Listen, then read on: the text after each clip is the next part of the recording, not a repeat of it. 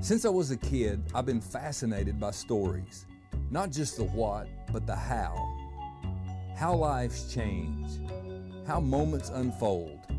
I realized the answers, they aren't always in books, but they're with people too. That's why we started this show, to uncover the extraordinary in the everyday, one story at a time.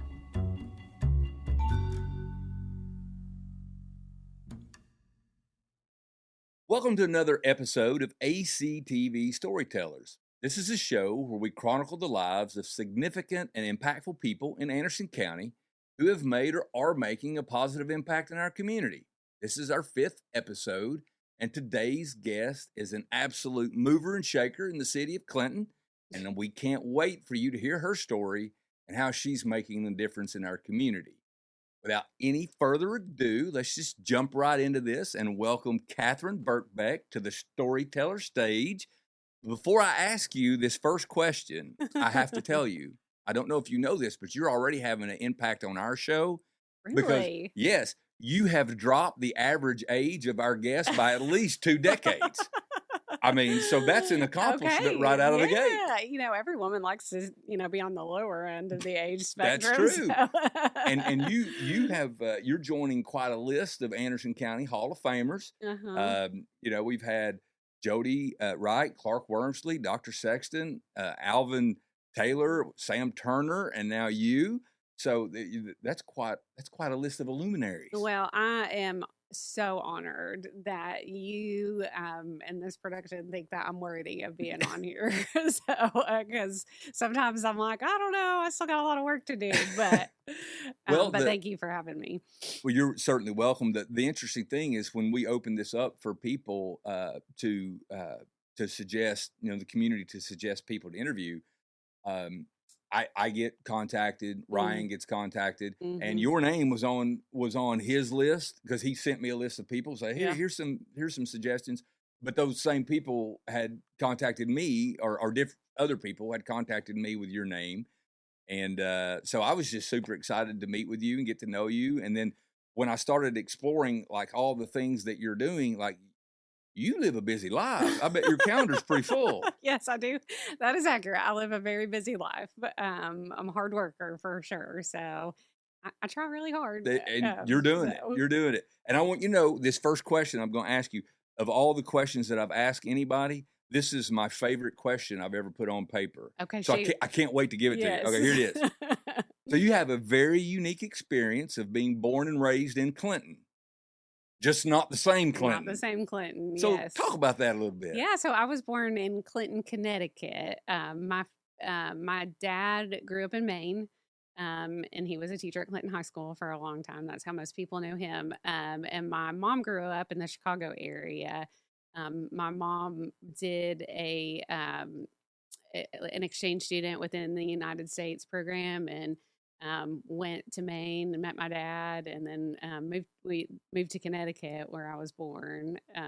Clinton, Connecticut, yes. So I was probably 5 or 6 when we moved to Clinton, Tennessee. So I don't have a ton of memories in Clinton, Connecticut, but I can in fact say I was born and raised in Clinton, even if it wasn't Clinton, Tennessee. That's a great story. Yeah. I mean, like, you should win every trivia game. Like, that's when you're sitting around and say, which one of these, you tell 3 things, which one's the truth, and which, nobody's getting that. Yeah, right. That's fantastic. Yeah.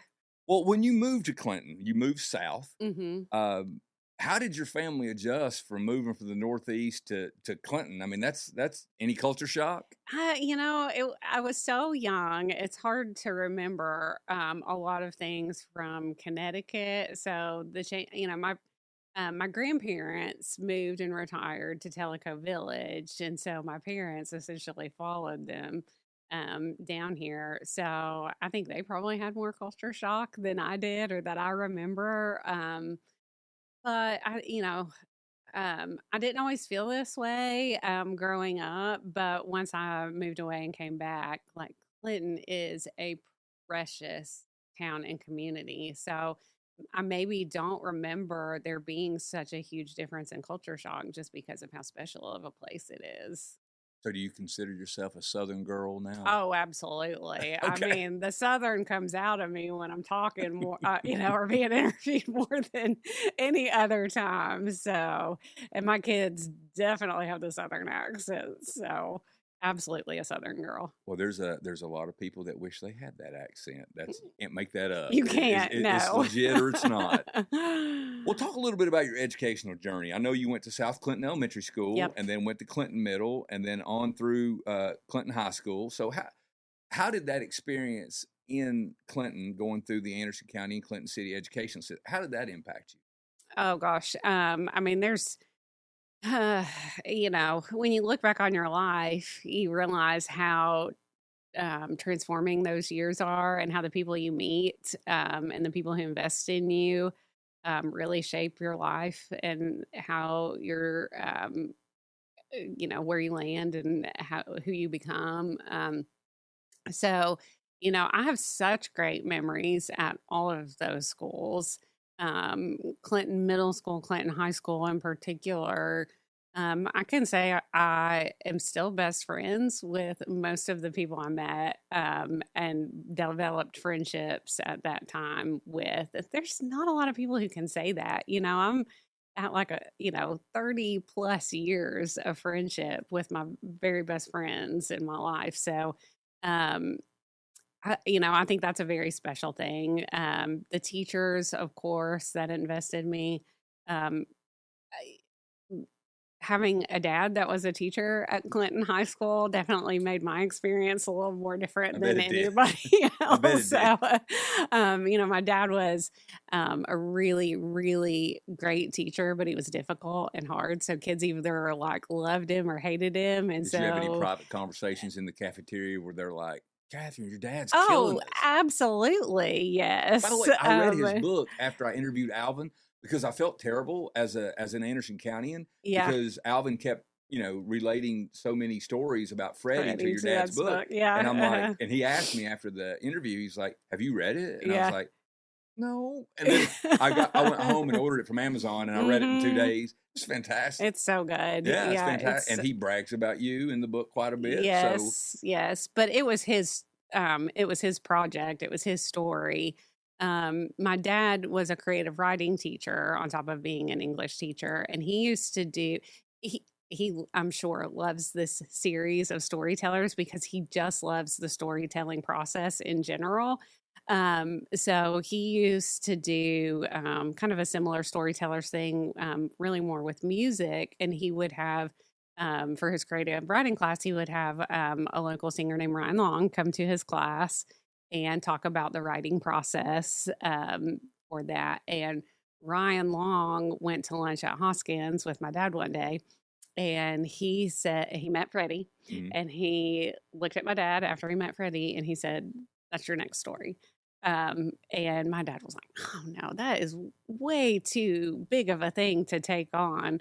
But then he couldn't let it go, as good storytellers can't. When it strikes you with what you have to write next. And it did, and it sat with him, and and so he finally gave in and was like, "Okay, I'm going to write the story." So. Well, the thing that Alvin had told me when we spoke was he's like, once you get into it, Yeah, he's like, you can hear him, you can and of course if you know Freddie, certainly true. And I had several people reach out to me after Alvin's show and said, "Hey, we love the show with Coach Taylor, but you need to do another show and just do a show about Coach Taylor and then just do a show about Coach Taylor and Freddie." Yes, and I was absolutely. like, well, I mean that you never know. Yes. But anyway, back to you. So you went through all the Anderson County, Clinton schools, Anderson County schools, and then you had another significant. You got your first job, and it's at a pretty significant place. Absolutely. You got your first job at Hammers. I got my first job at Hammers. How did that go? So, kind of going back to Clinton High School when my dad was there. I don't like talking about myself. Like I'm obviously going to talk about other people too. But when my dad was a teacher at Clinton High School, he would have to go back to school before I would have to go back to school. So he would drag me along to Clinton High School, and I would spend my days with Margaret Calhoun in her classroom because I didn't want to organize my dad's classroom. I wanted to help her. And so She was also my Sunday school teacher, and I just loved and adored her. And so when we started talking about me getting a job, she was a big part of that for sure. They kind of threw me in very quickly. My first day at Hammers was Black Friday. So day Oh, after wow. Thanksgiving, and that's of course when they always have their big sales, like their big towel and sheet sales. And this is back when Hammers was on Market Street. And so I remember them telling me, like, walk in the store, clock in, do all the things. And when I got there were just crowds of people everywhere. And I was like, I mean, I kind of knew because I grew up here and I knew Hammers, but I was like, what have I gotten myself into? Maybe they thought, well, if she survives today, then she'll be good. I don't know, but Right. they You threw can make me it through in. this. You can make it through anything. That's right. Yes. So, but I really enjoyed it. I mean, the day went by so fast, you can barely think when you're in there. So, Eating on your feet, eating your lunch on your feet. Yeah.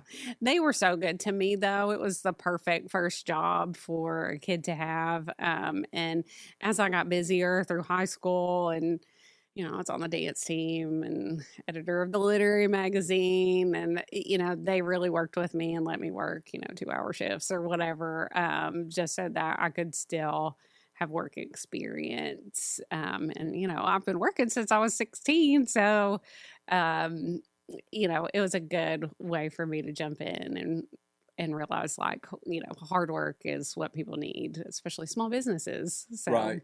When I think of Clinton, especially the Main Street location, Mm-hmm. I think of that floor. Yeah. Walking in with that hardwood floor, I know. and you walk on it, and you hear it creak. Yeah. I'm like, that's how. And then there was that you could smell that hardwood. And when you walked in, like, that's how you knew you were in Hammers. Yep. I mean, it's like, I don't, if they'd ever changed the floor, I don't know what I would have done. Yeah. I mean, I don't know if there's another place that I associate the floor with the business. Absolutely. But I do with Hammers. Yeah, I do too. The different departments, I mean, the vision of what you're walking into and all that. I miss it on that downstairs area. Yeah, absolutely. The basement and the upstairs, and I was typically in the upstairs, like women's department. That's where I spent most of my time. Right. So you get through school, you graduate high school, and then you do something kind of interesting. You go to college in Georgia. Yeah. You go to Barry.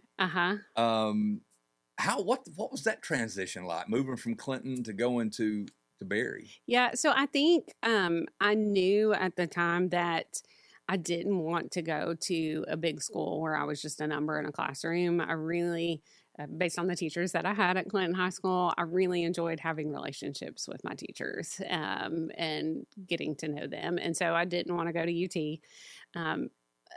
Living in a small town was all I knew. And I really wanted to experience something else. I was like, get me out of here. I am made for the big city life.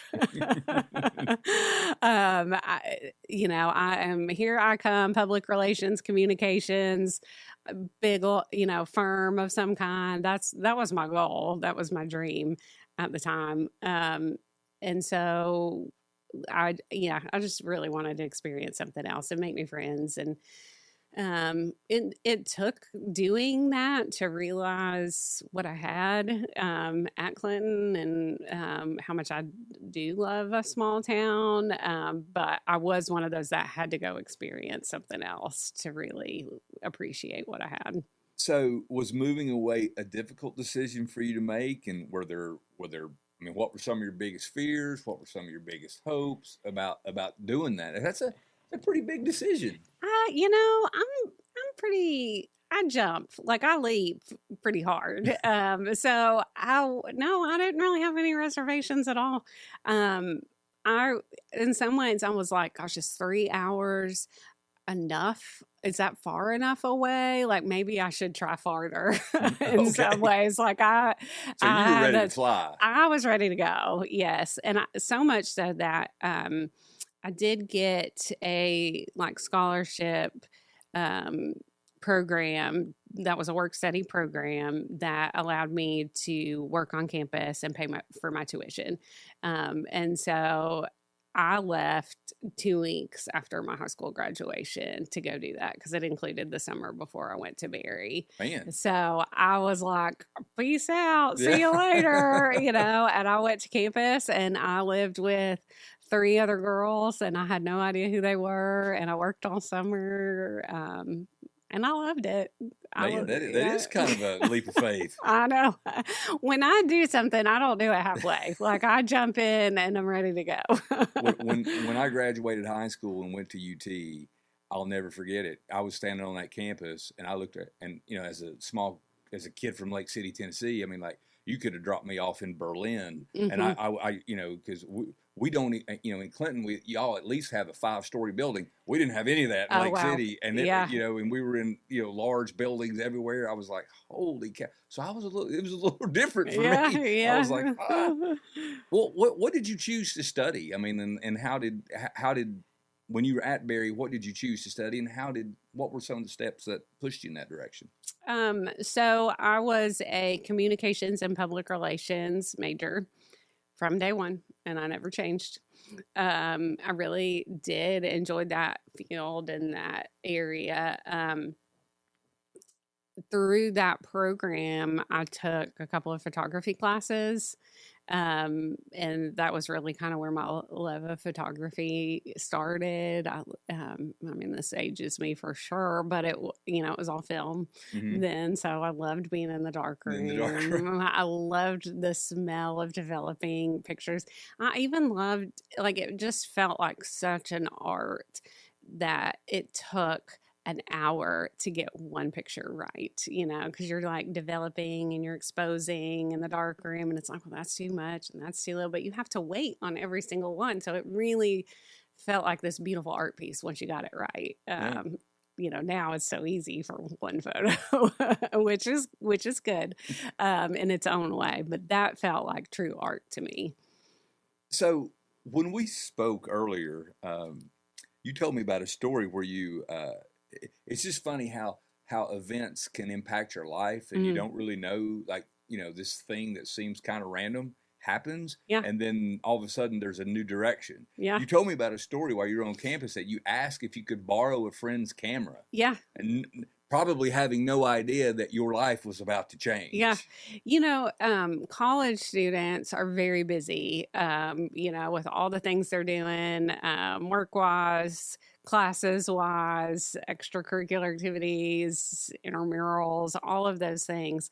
So I don't even know what prompted me to ask my friend to borrow a camera and to spend hours just walking around campus taking pictures. I'm sure I did not have time to do that, but it was just probably what I needed at the time. When I did that, it truly, that changed my life 100%. Barry College, one day, one event, one ask, you think of one simple question that you ask, changing your life. Barry College is the largest campus in the world. It's 28,000 acres. And it just allowed me, in a time when I probably needed it, to get outside, walk around, clear my head, not have the noise. And it was something I fell in love with instantly. So were you taking environmental shots of people, shots of or just all of it? All of it. Cows. There were lots of cows on campus and deer. So really just anything, like if a hammock was sitting between 2 trees, and, most of photography is lighting. So anything that was beautifully lit was what I was drawn to. And that's, there's a something significant in that in life too. Like anything can be beautiful. It's just the way you look at it and the direction the light's coming from with it. And I love that about photography, and I love that's true in people and in life and in the art we create. All about perspective. Yeah, absolutely. So you already touched on this a little. After college, you had this big city dream. Uh-huh.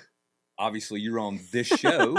when we're talking about Anderson County. So somehow that changed. What happened? So after college, I got married. Let's see, we graduated in May, got married in July. We lived in Atlanta.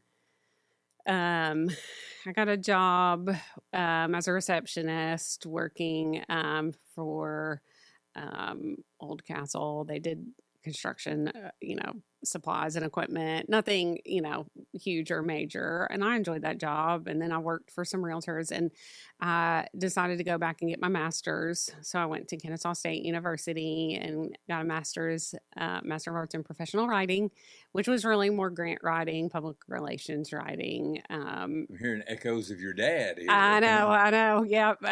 And so when I graduated from that, I had really started to develop my business plan as my thesis for my master's program for my photography business. So I was kind of slowly moving in that direction. It was not ever something that I said, I'm going to start a photography business, which is funny because when you think about how I said I jump into things and don't look back, that one wasn't, I was crawling into that, maybe because I didn't fully believe in myself or that I was good enough to do that. But I did have someone ask me to photograph their wedding. It was a friend of mine, and it was like a month before her wedding. So I was like, I guess I can take this on if she hasn't, hired a photographer a month before. Were you taking any photography classes or anything at this time, or you're just kind of picking it up as you went? Yeah, I just, I'd gotten a camera, so after I borrowed my friends, my parents bought me a camera for Christmas, and then everything started moving digital, and I just kept practicing and working. I was taking photos for the realtors that I worked for. So that was all houses, and that was super boring to me. I was like, I don't, love that. But, so I photographed the wedding and then got asked to do another and asked to do another. And it really kind of snowballed from there, so much so that I was too busy to keep holding on to the other job, that I had. So I finally let it go. And then as soon as my husband and I started talking about the possibility of having kids and what that looked like, I was really starting to hate Atlanta. Was it more than just the traffic, or? No, actually, it was the traffic. It just, it's hard to connect with people in such a big city. And I think my heart was craving that connection that you get in this small town that we love. And so my husband, being from Atlanta, was like, I don't know, Katherine, Clinton's really small. So we tested out Knoxville for a little bit. So when we moved back, we lived in Knoxville for a little while, but eventually made Too much orange for him, maybe? No, actually, no. He's a Tennessee fan. Oh, is he? Okay, very good. He was never really loyal to Georgia on any of the sport teams. So he married into the Tennessee, I like to say. Well, that's good. It's nice to know you're making conversions. That's right. I mean, you got to convert to heathen. Absolutely. Yes. So, I wanted to be closer to my family when we came back and had kids. So, it was kind of crazy that so I moved my photography business back here. And that was, still going well and until COVID. So, well, and it's interesting that you should say that because, when COVID happened, when we talked, it was, I was really interested in how it changed. I mean, for you, COVID, obviously it changed for the world, but for you, you moved back home, you're married, you moved back home with your husband, you guys are talking about having a family, you open your own business, so you've got that going in the photography business, and then bam, this worldwide event happens that impacted everybody, but it personally for you, it had a wide-ranging, job-changing, life-altering impact. Talk about that. Yeah. So we had kids in 2012. We have two twins. We have twins, not two sets of twins. No, we couldn't have handled more. That's quite a Mother's Day coming tomorrow. Yes. So we have twins. They're 12 now. So we had kids before COVID, and the photography business was going well. And having twins the first year is really, really hard. But the first, 5 years, they're not in school. So being a photographer, it didn't matter that I was gone on the weekends because I could hang with them all week. But when we moved back to Clinton and I was gone, they entered kindergarten and then I was gone on the weekends. That really started to bother me and get to me. And so I kept saying, gosh, I need to make a plan to pivot here, to do something else.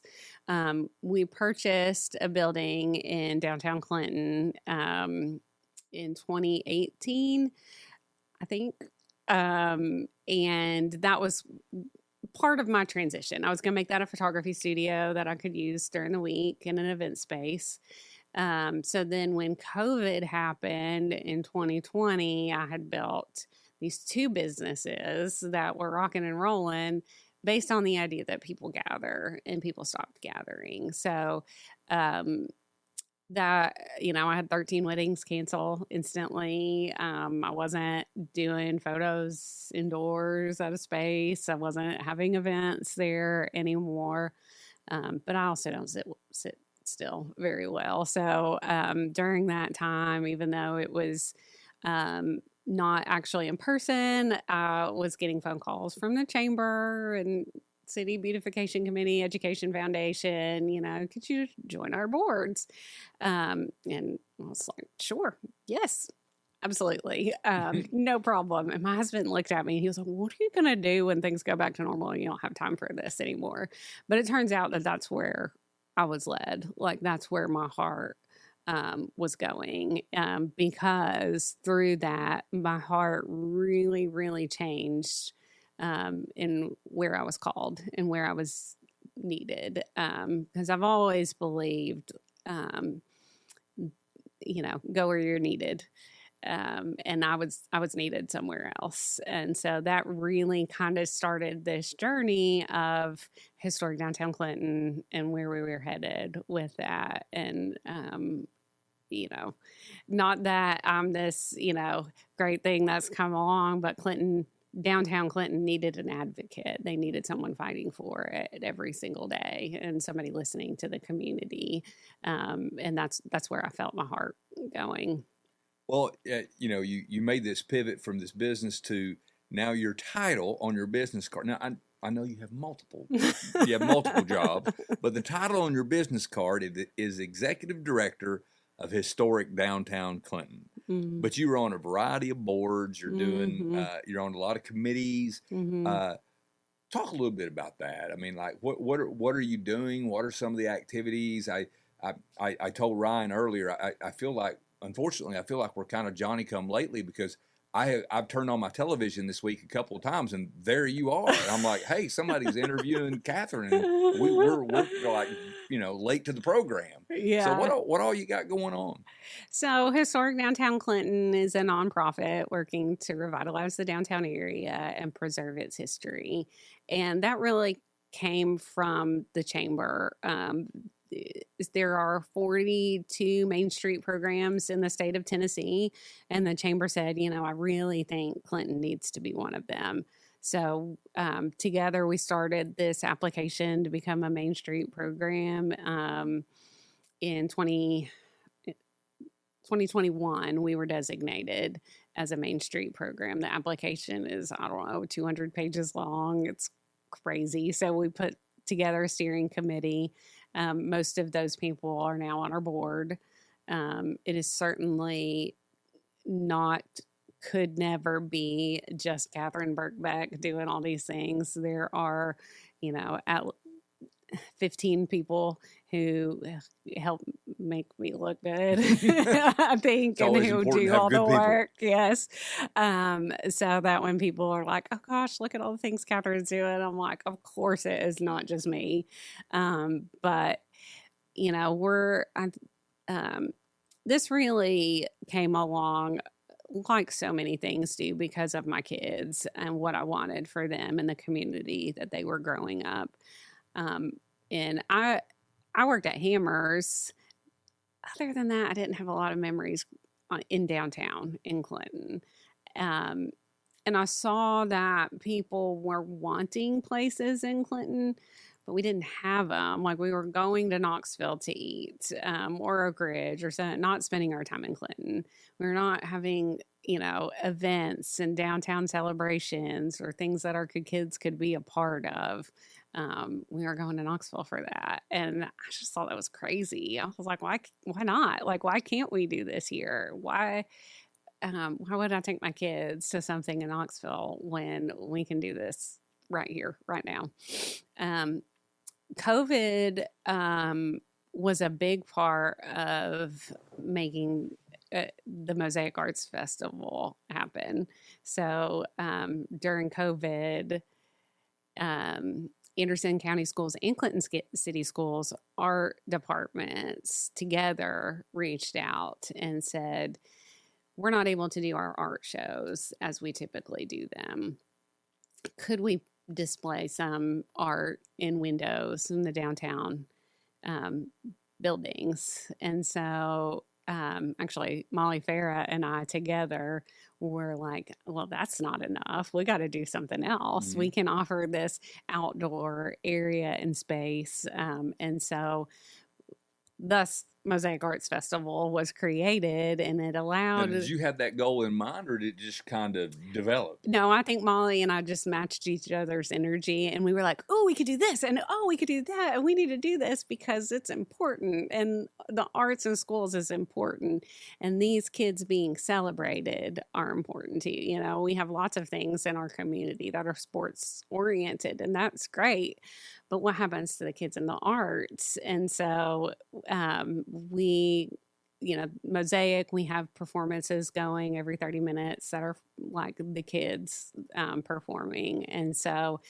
that first year we did Mosaic, and there's kids' art hanging in the windows and kids are performing. It is pouring down rain the entire time, but nobody cared because I listened to parents say, I haven't seen my kid perform in over a year, and look at them out there smiling and singing their heart out. And nobody cared. Like, we all stood in the rain together, celebrating coming back to life with this. And so that really, really changed, what I wanted to do and how I wanted to lead this initiative with Historic Downtown Clinton. Now, I know I have to ask you about this because when I started doing some research, and this is my Katherine Birkbeck folder here. Oh, gosh. And so, who knows what's in there? When I started doing some research, my wife sent me a link, which I thought was fascinating, and I was and talk a little bit about the terrapin thing, because that's the I'm just going to call it an upside-down turtle. Yes. The upside-down turtle outside the library. Yeah. I thought that's adorable. Talk about that project. Yes. So I have to start this story with Ainsley Barker because Ainsley Barker, we were doing a food truck night, and she walks up to me at the food trucks and says, "You're Katherine Birkbeck." And I was like, who is this kid? I think she was a sophomore at Clinton High School at the time. And she was like, I'm going to be your intern. And I really was kind of like, okay, yes, ma'am, whatever you say. Were you looking around to see if you had an intern? Like, do I have one of those? I know. What does that mean? And she came in as the force of nature that she is, and helped get the ball rolling and really learned about what we were trying to do in downtown Clinton. And it was her idea. She said, Katherine, I think we need to make this a club at Clinton High School. I think there are other kids like me that care about the community and want to be involved in what you're trying to do. And she was so spot on and right with that. So we started a high school youth board at Clinton High School. And our first meeting, we had 18 kids show up. And Joey Smith, who is my board chair, he's a realtor in Clinton. He's our historian. He and I went to this youth board meeting, not knowing at all what to expect from these kids. And Joey asked the simple question, why are you here? What do you want to do?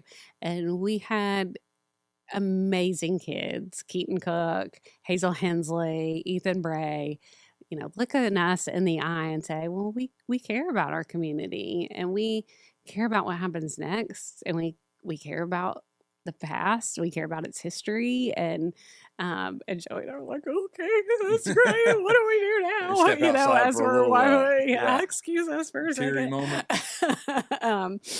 So, it was really a process of us asking the kids, well, what do you want to do? What do you want to see in our community? Where do we go? What do we do with this? Well, Keaton, I can't remember if it was Keaton or Ainsley, but one of them said, hey, there's this ACT prep contest. It's a March Madness contest, and you enter a video. It's like a 1-minute video of a project you would use the money. So there's like a $5,000 cash prize at the end of it if you win. And so your video is what we would do with this money.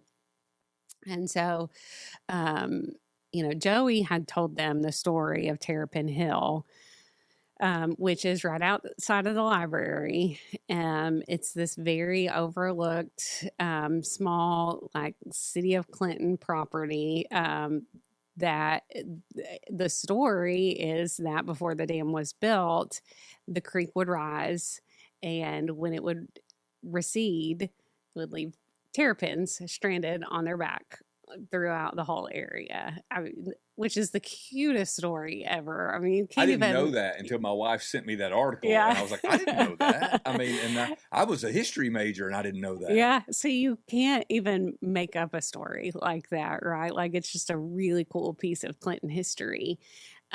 So we had done a historical marker there, but the kids had the idea, like, let's enhance this Clinton property and make it something that more people want to spend time in, another like pocket park kind of area. So, the initial idea was to plant. So there's some beautiful cherry trees that are down there. So planting more of those. So it's kind of like a destination of like our cherry trees, like, in DC.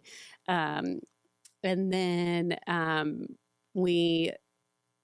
Augusta Ridley, who was a teacher at South Clinton Elementary at the time, she reached out and said, I love what you're doing with these Clinton High School students. How can my sixth graders be involved? So we had the Clinton High School students go talk to the sixth grade class, and the sixth grade class said, what about an art installation? Wouldn't that be cool to have down there? So the sixth graders put together a presentation for us of what they thought the art installation would look like. And they had different teams, and the different teams submitted different ideas. But, the cool thing was that we won the ACT prep contest with the high schoolers out of, 50 different organizations in East Tennessee that were submitted by various high schools throughout. Clinton High School won. We were bugging the snot out of everybody in Clinton to vote for them every week. Yeah. But so they won this $5,000 to plant the trees. And then the East Tennessee Association of Realtors said, hey, we saw this story and we want to help. So they applied for a grant on our behalf for $7,500, and almost instantly were granted were given the grant. And so one of the sixth graders, we took her concept on what she had created for the art installation, and we used that money to hire an artist. And so that's all there now at the library. But the art came from one of our sixth graders at South Clinton Elementary, who was inspired by our Clinton High School students and the story they told them about Terrapin Hill. We also got a $5,000 grant from the Tennessee Arts Commission to do a storybook trail. So it kind of tells the story of Clinton's history from the perspective of the turtle. So my dad wrote the story. Joey Smith illustrated it. And then we got a grant from Norfolk Southern to build like a safety entrance wall. So, we're talking big bucks that these kids have essentially gotten to be able to put back into their community. And all we did was say, what do you guys want to do? And how do you want to do this? Well, there's two questions that come to mind for me. Have you noticed that when somebody starts doing something positive and impactful, a lot of times it becomes contagious. Yeah. And other people that you haven't even asked will contact. I mean, have you noticed that? Yeah, 100%. And what is it about that? I mean, like, how do you think that happens? I think more people than we know want to be involved with making their community better. I think they just have to be asked in some ways. I mean, just like the high schoolers, if nobody had asked them to be involved, how would we know that 18 kids want to show up and do the work for us? The same is true for adults. Sometimes we just get so stuck in our ways and, the monotony of what we're doing. But if we're asked to do something great and something special, who doesn't want to be a part of that? So I hope that we're doing enough asking. Well, and my second one is this. I mean, it's very clear to me that you feel a call to give back to your community, a call to service in your life.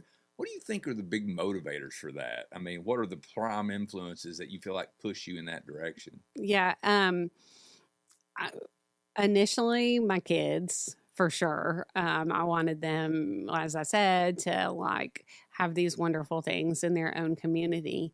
But then I think when you have small victories and the feeling you get from those small victories, and people can look you in the eye and say, I see you. I see you. I see what you're doing, and I see that you're on this path, and I appreciate it. It wipes away every bit of criticism that you've ever gotten before that. That's my motivator. That's, I think there are so many people who want to see Clinton in its best version of itself.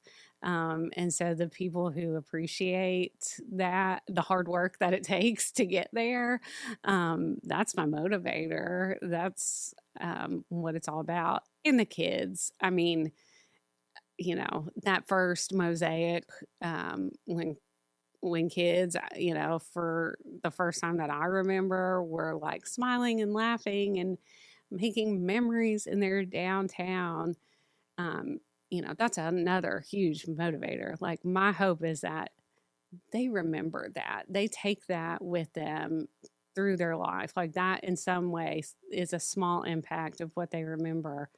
I think it was either the second or third year that we did Mosaic. It snowed and it was crazy. And these dancers from Dream Dance are out there in their sleeveless, like, costumes. Earning their money. Yes.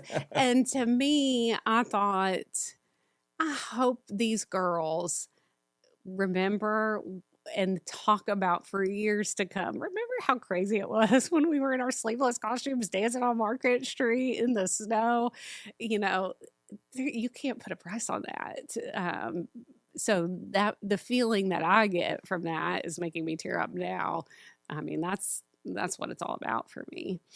Well, and we talked when we met for lunch. You talked about, I asked you kind of what were some of your desires, and you talked about that one of the things was that just sharing kindness with others and treating people just treating people well, which is pretty easy, sounds simple, hard to do sometimes. How do you think that makes a difference in Clinton and just in life? I mean, just treating people with kindness and trying to, I guess you and I didn't coin this phrase, but maybe treating people the way you want to be treated. Absolutely. So I realized early on when I came along that for example, Roger Houck is our city manager, and I talk to him a lot. And I realized that one of the things that I could bring to the table, one of the things that I know that I can do is be a bright spot in Roger's day, because he probably doesn't have a lot of those. A lot of people don't call Roger to be nice. No, when he gets phone calls, he gets a lot of complaints. He gets a lot of angry messages. He gets, he has to fight with a lot of people. But I could be the bright spot in his day. So much so that my family made fun of me because they knew when I was talking to him, because I took it way too, like, hey, Roger, how are you today? And then that became true with, almost everybody I dealt with, that people who have been working for Clinton for a long time maybe have not been thanked enough. And while maybe I'm not the smartest, and maybe I'm not the one who can bring a whole lot to the table, what I can bring to the table is I can be kind, and I can be loving, and I can still get things done that way. Yeah. So as I've looked around, and like I said, as I read through my Katherine Birkbeck folder, you got a lot of, your fingerprints are on a lot of stuff in downtown Clinton, especially here in the last 5-6 years. You've achieved a lot. You've been involved with a lot. What are some of the things you're most proud of the things that you've accomplished? In downtown? Yeah. So the youth board, for sure. Our events that bring kids to the community. So we also, some of the grants I'm really proud of. We've received almost $500,000 in grant funding since we began in 2021. One of those grants was the Downtown Improvement Grant, which allowed us to give some funding to some building owners so they could fix up their buildings. We were able to do some funding for 5 property owners to restore their buildings. And that grant, it was always meant to be a catalyst for other people to make changes to their building too. So we have now seen a ripple effect with that, because these buildings are over 100 years old. So we don't want to lose them now. We want to preserve them. And so I think just those little changes are what made people start to notice what we were doing in downtown Clinton. The kids' involvement is always a priority to me. Becoming a downtown that champions small businesses and helps entrepreneurs, because that's a hard job, and I've been there. I started a photography business because I loved photos, but when you start a small business, you quickly become the CEO, the CFO.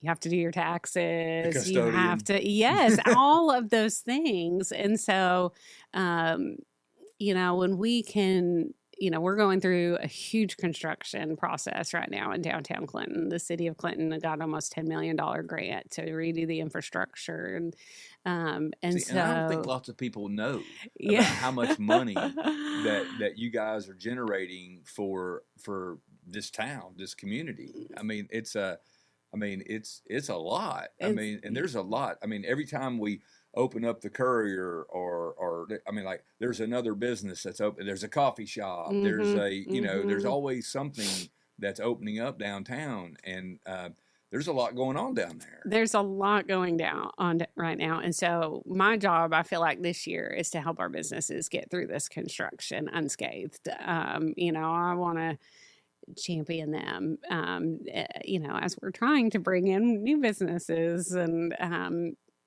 so the excitement, I think, just in general around downtown is one of my greatest accomplishments. And I hope our greatest accomplishments are yet to be seen. Well, one of the things that I think is really neat, and it's certainly a compliment to you, is just when I'm looking around on social media and think people who are having, birthdays, graduations, whatever, anniversary. They're having them taken downtown. You know, I mean, that wasn't always the case. Yeah. And you're seeing that more and more. Other photographers around town that I know, you know, it's kind of becoming a destination place, if you will, to have photography done for memorable events. Yeah. Which is neat. Yeah.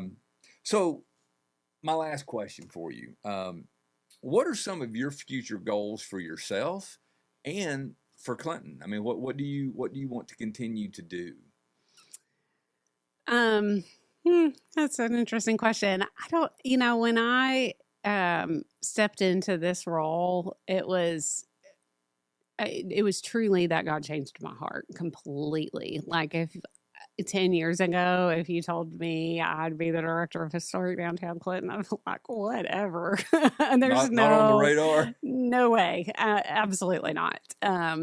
So I think I'm still in I'm going where I'm needed kind of place. And where downtown Clinton's needs are in a lot of ways are still yet to be determined. And so, you know, I'm just here saying, use me, Lord, like what, where do I go next? I do want Clinton to continue to grow, to become a destination that people feel is safe and warm and just a wonderful place to spend an afternoon with their family on a daily basis, creating a walkable area, more so than we have now, with our water sidewalks that are coming, and just a friendly community atmosphere that people feel loved in. That's my goals for Clinton right now. You know, there's a writer that I read quite a bit, and I hear when you're talking, I hear his words and a lot of what you're saying. There's a writer named Frederick Buechner, and he has this idea around vocation. He said, where your passion meets the greatest need, that's your vocation. Yeah. The thing or things that really drive you, and where you see the greatest need in your area, where those two things converge, that's your vocation. Yeah. Whatever that is. Absolutely. And I've heard you say that. I don't know if you've ever read Frederick Buechner, but I've heard you say that multiple times, and that's what I keep playing back in my head. Yeah. Katherine, I can't thank you enough for coming in. You know, we have moved in similar circles, but I didn't know you very well. Yeah, we had not met before. Yeah, so. And then when we sat down and talked, I left and I went home. I told my wife, I was like, "Man, she's really cool. She got a lot of stuff going on." And I was like, and then you know, when we, which I will do in just a second, when Ryan and I asked the community if there's people that you know that you would like for us to interview on the show. Reach out to us and give us those names. We'll be happy to do it. And your name showed up on his list. It showed up on my list. And so I just really appreciate you taking the time to do this. And folks at home, if you are interested in helping Katherine in whatever endeavor she's got going on, just give her a call and reach out to her. I'm sure she would love to have. Oh, yeah. We love having volunteers. Many hands makes for light work. Absolutely. Yes. But you know, as I said before, it's a true honor that anybody thinks I'm making any kind of impact, on Clinton. I mean, that's the goal, you know, when it's all said and done. I want people to think, oh gosh, she was kind and she loved Clinton and she worked really hard to make an impact on the community. So it really, truly is an honor that people have even put my name in the hat. So. Well, they certainly did. And on behalf, as in Anderson County, and on behalf of the community, thank you for all that you're doing. I wish you all the best. And by the way, I know you guys have got a project going on with ACCTC. Yes. You guys are doing, I don't know what all that is, but I know, can you speak to that just a little yes. bit? So, Joey Smith went to Disney World and saw that Disney tends to use these huge planters with trees on it when they need to redirect people. They do it in a beautiful way. So I reached out to Rodney Coker, and said, "Hey, is this something that you could build for me?" He's one of our supporters and sponsors, and he does a lot in the community. And he said, I think this would be a really great project for ACCTC. I can get them the supplies, but I think these kids could do what you're looking for. And so he hooked me up with Eric Woodard, and together we kind of formed a plan. And I was blown away. He called me and he said, "Can you come look at this and just make sure on this first one that we've done that it's right, it's what you're looking for?" And I was like, these kids built this like with their own hands. They created this. I was blown away. So the reason we are needing those in downtown is for kind of the same, purposes that Disney uses. With our construction happening, we want to be able to direct people and keep them safe in an attractive way. And to me, that is helping our businesses stay open through that. So essentially, the kids at ACCTC are making that happen for us. They're helping small businesses in their downtown area. And they were one of the newscasts that you saw, I think, and they were able to speak to how cool it is to build something with their own hands and then see it in use in downtown. And I just think, that's what I want to continue, is those kind of partnerships that allow kids to be so proud of what they're doing. Well, Nathan Wade and the staff at ACCTC, that's a hidden gem in our community. If they knew, if the community knew how many things those kids and those programs at ACCTC do, from, fixing of local cars, and there are people in the community who need a vehicle but maybe can't afford to take it to, and those kids will repair people's. I mean, they give a lot to the community. Nathan Wade and ACCTC, that's a really hidden gem for our community. And I want to throw in one plug. There's a school up behind ACCTC. It's called Clinch River Community School, and I happen to know the principal of that place. Oh, is he okay? He's okay, but there's a lot of good stuff that goes on up there. And if our ag teacher hears this, we can do lots of stuff for you guys with plants, and we do ag mechanics up there, so we can build things like that too. Okay, good to know. So all you have to do is call that guy, and I'm sure that something will get done.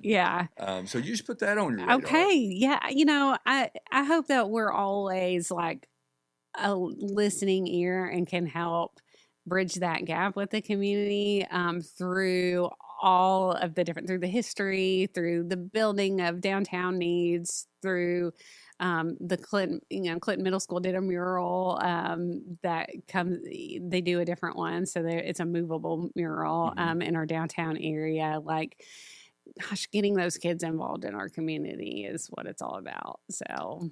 Well, thank you so much for coming in. Thank you for all that you do. Again, folks at home, if there is someone you would like us to interview, you can email me at dleach@acs.ac. You can email Ryan Sutton at rsutton@acs.ac, and we'd be happy to just give us some contact information, numbers, names, all that stuff, and would be happy to set that up. Again, thanks to Katherine Birkbeck for coming in and for all you do. You're going to be our May episode 5. 5's a good number. Absolutely. That's a good one to have. And then, so you'll be episode 5, and we already have episode 6 ready to go, but we're going to keep that a secret until June. Okay. I think you might have a little indication of who the June people may be. I do know who it is, and it's a good one. Good one. I just hope, in regards to one person, I just hope the FCC doesn't pull our license. Yeah, you might be in trouble with that. I know. Thanks again for tuning in, and we'll see you in June with episode 6 of Storytellers.